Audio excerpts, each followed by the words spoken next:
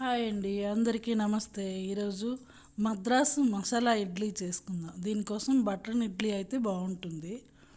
పెద్ద సైజు ఇడ్లీ కూడా వేసుకోవచ్చు. నేను ఈ విధంగా బటర్ ఇడ్లీని వేసుకున్నా. ఇప్పుడు మూకుడిని పెట్టి 2 స్పూన్స్ ఆయిల్, ఆవాలు, జీలకర్ర, మినప్పప్పు, పచ్చిశనగపప్పు, పచ్చిమిర్చి, ఉల్లిపాయలు సన్నగా తరుక్కున్నవి, కరివేపాకు వేసి దోరగా వేయించుకోవాలి.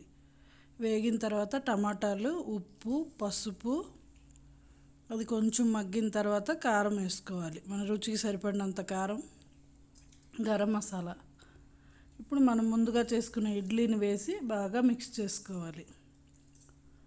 లాస్ట్గా కొత్తిమీర చల్లుకుంటే సరే, రెడీ అయింది. ఈ వీడియో కనుక మీకు నచ్చితే తప్పకుండా ఒక లైక్ చేయండి.